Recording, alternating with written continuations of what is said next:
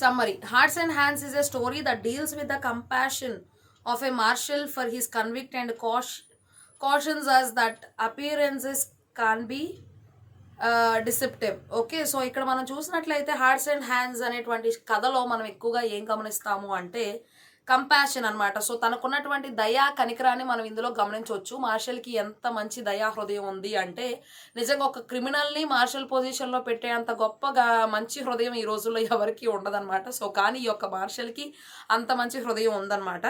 అట్లాగే is convict and also cautions us that appearances can be deceptive. ఎందుకంటే ఒక్కోసారి మనకు కనిపించేది మనం కాదనమాట. ఎందుకంటే ఒక మంచి డ్రెస్ వేసుకున్నంత మాత్రాన నిజమైనటువంటి పేదవాడు రిచ్ అయిపోడు, లేదంటే ఏదో ఒక పాత చీర కట్టుకున్నంత మాత్రాన రిచ్గా ఉన్నటువంటి వాళ్ళు పేదవాళ్ళు అయిపోరు అనమాట. So don't judge by a book by its cover అని ఒక సామెత కూడా ఉంది కదా. సో కాబట్టి ఎవరినైనా సరే మనం ఒక ఫస్ట్ ఇంప్రెషన్లోనే వాళ్ళు ఏంటి అనేది మనం చెప్పేంత మనం చేయలేమన్నమాట. సో కాబట్టి ఇక్కడ వాళ్ళ అపీరెన్స్ మిస్టర్ ఈస్టన్ చాలా అందంగా చక్కగా నీట్గా డ్రెస్ చేసుకున్నాడు, చాలా అందంగా కనిపిస్తూ ఉన్నాడు. మార్షల్ ఆయన ఏమో అన్నట్టుగా ఉంది, కానీ ఆయన కాదు. ఈ యొక్క మార్షల్ ఏమో రఫ్గా డ్రెస్ చేసుకున్నాడు, అంత అందంగా లేడు. ఓకే, సో అలాంటి వ్యక్తిని మనం క్రిమినల్ అనుకుంటాం, కానీ ఆయన క్రిమినల్ కాదు, ఆయన రియల్ మార్షల్. ఓకే, సో తర్వాత the story of hearts and hands begins on a train in Denver when we are introduced to Miss Fairchild, who is elegantly dressed, okay, and is seated in one coach. Okay, ఈ యొక్క story ఎక్కడ begin అవుతుంది అంటే డెన్వర్కి వీళ్ళు ట్రైన్లో ప్రయాణం చేస్తూ ఉన్నారనమాట. So miss fair child, mister Easton, అలాగే మిస్టర్ మార్షల్ అనమాట. సో వీళ్ళు వెళ్తూ ఉన్నటువంటి సమయంలో అక్కడ మనకి మిస్ ఫెయిర్ చైల్డ్ కూడా కనిపిస్తూ ఉంటుంది. ఆవిడ చాలా నీట్గా అందంగా డ్రెస్అప్ చేసుకుంది, చాలా చక్కగా కనిపిస్తూ ఉంది అందంగా. ఓకే, సో అయితే ఏమైందంటే అండి, సీటెడ్ ఇన్ వన్ కోచ్, ఒక చోట. ఓకే, కూర్చునేటువంటి ప్లేస్ని మనం కోచ్ అంటాం కదా. సో అలాంటి ప్లేస్లో అక్కడ ఆవిడ కూర్చోవడం అనేటువంటిది జరిగిందనమాట. ఓకే, తర్వాత ఏమైందంటే కోచ్ అంటే యాక్చువల్గా కూర్చునేటువంటి అంటే వాళ్ళు అకామిడేట్ అవ్వడానికి తీసుకునేటువంటి ప్లేస్ని కంప్లీటెడ్గా మనం కోచ్ అనవచ్చు. ఓకే, తర్వాత ఏమైంది అంటే 2 people arrive who are handcuff to each other. ఇద్దరు వచ్చారనమాట. ఇద్దరు కూడా ఒకళ్ళ చెయ్యి, ఇద్దరు అంటే నా చెయ్యి అలాగే నా పక్కన ఉన్నటువంటి ఇంకొకరి చెయ్యి, 2 చేతులు కలిపి సంఖ్యలు వేయబడి ఉన్నాయి అనమాట. ఒక్కోసారి క్రిమినల్స్ని పోలీస్ మెన్ అలాగే తీసుకెళ్తా ఉంటారు కదా.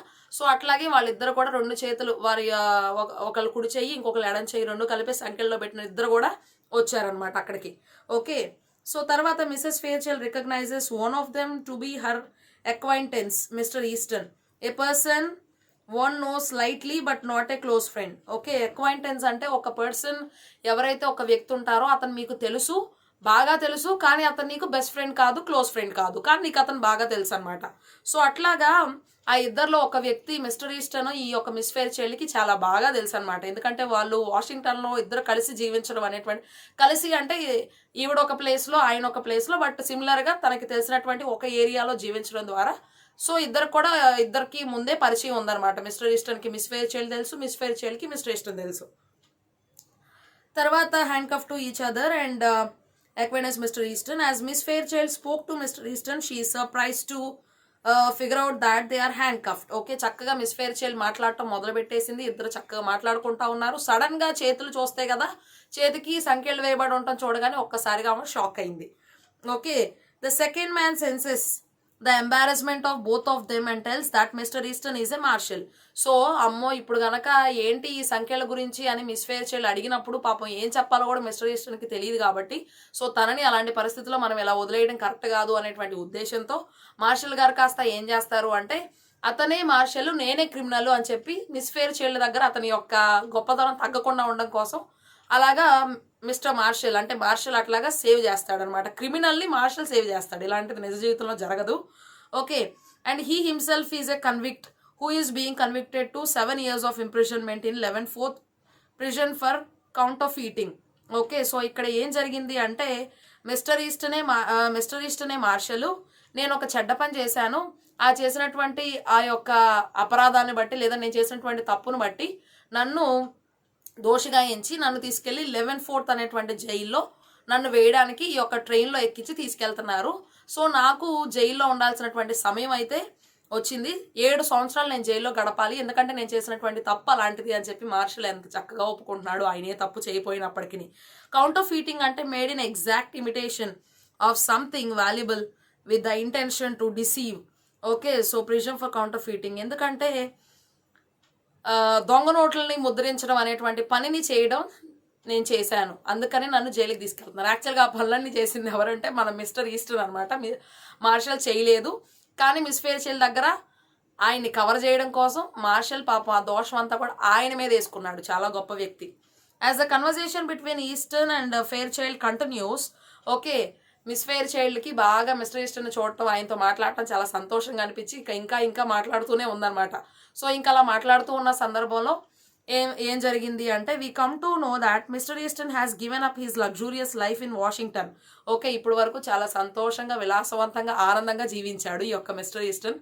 ఇప్పుడు ఆ యొక్క విలాసవంతమైన జీవితం జీవించడానికి అవకాశం లేదు. ఎందుకంటే జైలుకెళ్తున్నాడు కాబట్టి. ఓకే. తర్వాత taken the job of Washington and has taken the job of a marshal in the west. So, ఇప్పుడు ఎలా చెప్తున్నాడు అంటే నాకు సంతోషకరమైనటువంటి జీవితం ఇప్పుడు లేదు. ఎందుకంటే నేను ఒక మార్షల్ అయ్యాను కాబట్టి. సో, నేను ఇంకా కష్టపడాలి, పని చేయాలి. ఓకే. అని చెప్పాడనమాట. వెస్ట్‌లో జీవించాలి. అంటే వెస్ట్ సైడ్‌లో నేను ఉండాలి అని చెప్పాడు. తర్వాత Miss Fairchild continues with the conversation but at the same time was at unease because of the handcuff. మాట్లాడుతూనే ఉంది కానీ ఓ పక్కన అయ్యో ఈ సంఖ్యలేంట్రా బాబు అనేటువంటి కొంచెం అనీజీగానే తనకు అనిపిస్తూ ఉంది. మాట్లాడుతుంది ఓ పక్కన ఈ సంఖ్యలేంటి అనేటువంటి ఒక బ్యాడ్ ఫీలింగ్ తన మైండ్లో రన్ అవుతూ ఉందన్నమాట. ఓకే.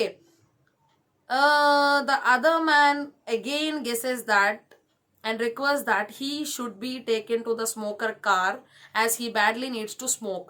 తర్వాత మళ్ళీ ఏంటో ఈ అమ్మాయి కొంచెం అభ్యంతర పడతా ఉంది. మిస్టర్ ఈస్టర్న్ కూడా పాపం కష్టంగా ఉంది అట్లా అబద్ధం చెప్పడం, మార్షల్గా నటించడం చాలా కొంచెం ఇబ్బందికరంగా ఫీల్ అవుతున్నాడు. సో, ఇప్పుడు వీళ్ళిద్దరిని ఈ కన్వర్జేషన్ నుండి బయటికి రప్పించాలి అంటే నేను ఎక్కడి నుంచి అతన్ని బయటికి తీసుకెళ్ళాలి. సో, బయటికి తీసుకెళ్లాలంటే ఏం చేయాలి? అందుకని ఏం చేశాడు అంటే నేను అసలు బాగా సిగరెట్ తాగేటువంటి వ్యక్తిని. పొద్దునుండి మీరు మాట్లాడుతూనే ఉన్నారు. ఇప్పటి వరకు నేను ఒక్క సిగరెట్ కూడా తాగలేదు. సో, దయచేసి నన్ను సిగరెట్ తాగడానికి నన్ను తీసుకెళ్లరా, సిగరెట్ తాగేటువంటి ఆ గదికి నన్ను తీసుకెళ్తే నేను సిగరెట్ తాగుతాను, దయచేసి నన్ను తీసుకెళ్లరా అని చెప్పి మార్షల్ని అడుగుతాడు అనమాట. ఓకే. తర్వాత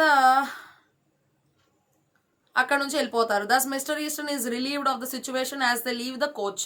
ఆ కోచ్ నుండి అంటే ఆ యొక్క ప్లేస్ నుంచి అక్కడ కూర్చున్నటువంటి ఆ సీట్స్ నుండి అక్కడ నుండి లేచి ఆ యొక్క స్మోకర్ కార్ అక్కడ స్మోకర్ రూమ్ అక్కడికి వెళ్ళిన తర్వాత తను ఆ సిచ్యువేషన్ నుండి బయటపడ్డాడు కాబట్టి కొంచెం ప్రశాంతంగా అమ్మయ్యా అనుకున్నాడు మిస్టర్ ఈస్టర్న్.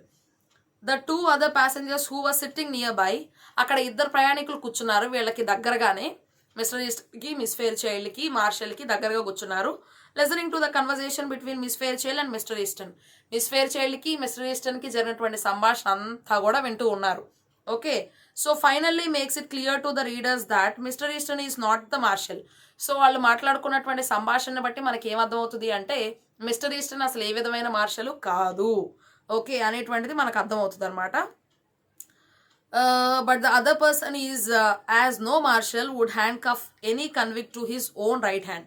ఎందుకంటే ఏ ఒక్క మార్షల్ కూడా తన యొక్క కుడి చేతిని ఈ యొక్క హ్యాండ్ కఫ్లో పెట్టి ఆ యొక్క దోషి ఆ క్రిమినల్ యొక్క ఎడమ చేతిని అందులో పెట్టి హ్యాండ్ కఫ్స్ వేయటం అనేటువంటిది ఎప్పుడు జరగనటువంటి సత్యం అనమాట. ఎప్పుడు జరగలేదు అట్లాగా. ఎప్పుడైనా క్రిమినల్ యొక్క రైట్ హ్యాండ్ని హ్యాండ్ కఫ్స్లో పెడతారు, మార్షల్ యొక్క లెఫ్ట్ హ్యాండ్ని ఆ యొక్క హ్యాండ్ కఫ్స్లో పెడతారు, కానీ మార్షల్ యొక్క రైట్ హ్యాండ్ ఎప్పుడు హ్యాండ్ కఫ్స్లో పెట్టరు అనేటువంటి ఉద్దేశం ద్వారా దాన్ని చూసి గ్రహించి మార్షలే glum faced man, Mr Eastern marshal లాగా నటిస్తున్నాడు అంతే అనేటువంటి విషయం ఈ యొక్క ప్యాసింజర్స్ మాట్లాడుకోవడం ద్వారా స్టోరీ అంతా అయిపోయిన తర్వాత ఆడియన్స్కి అర్థమవుతుంది అనమాట. ఓకే.